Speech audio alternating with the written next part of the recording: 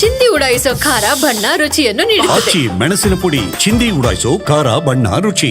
ಬತ್ತಿ ಬರಿದಾಗಿದ್ದಂತ ಬಸವಸಾಗರ ಜಲಾಶಯಕ್ಕೆ ಈಗ ಜೀವ ಕಳೆ ಬಂದಿದೆ. ನಾರಾಯಣಪುರ ಡ್ಯಾಂಗೆ ಹೆಚ್ಚುತ್ತಿರುವ ಒಳಹರಿವು.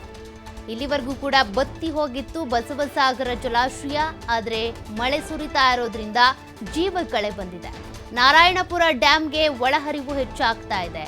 ಡ್ಯಾಂನಿಂದ ಕೃಷ್ಣಾ ನದಿಗೆ 25,000 ಕ್ಯೂಸೆಕ್ ನೀರನ್ನ ಬಿಡುಗಡೆ ಮಾಡಲಾಗಿದೆ. ಯಾದಗಿರಿ ಜಿಲ್ಲೆ ಹುಣಸಗಿಯ ನಾರಾಯಣಪುರ ಬಳಿ ಇರುವಂತಹ ಜಲಾಶಯ ಇದು.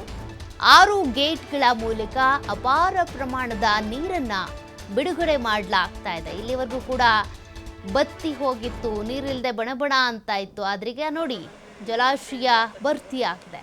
ಹಾಲ್ ನೊರೆಯಂತೆ ಧುಮ್ಮುಕ್ತಾ ಇರುವಂತಹ ಜಲಾಶಯದ ದೃಶ್ಯಗಳನ್ನ ಗಮನಿಸ್ತಾ ಇದ್ದೀರಾ. ರುದ್ರ ರಮಣೀಯ ದೃಶ್ಯ ಇದು. ಪ್ರವಾಸಿಗರು ಕಣ್ತುಂಬಿಕೊಳ್ತಾ ಇದ್ದಾರೆ. ಮೀನುಗಾರರ ಹುಚ್ಚಾಟವಂತೂ ಕೇಳೋರಿಲ್ಲ. ಗೇಟ್ ಬಳಿಗೆ ಬಲೆ ಬೀಸ್ತಿದ್ದಾರೆ ಮೀನುಗಾರರು. ಡ್ಯಾಮ್ ಗೇಟ್ ಸುತ್ತ ಪೊಲೀಸ್ ಭದ್ರತೆ ಒದಗಿಸಬೇಕು ಅಂತ ಸ್ಥಳೀಯರು ಆಗ್ರಹಿಸ್ತಾ ಇದ್ದಾರೆ.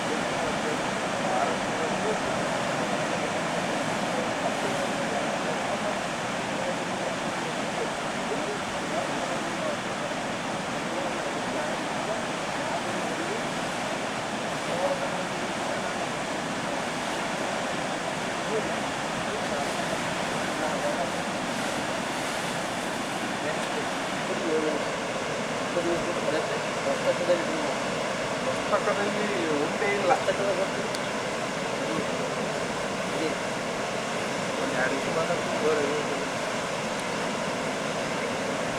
ನಾನು ಮಾತಾಡ್ತೀನಿ.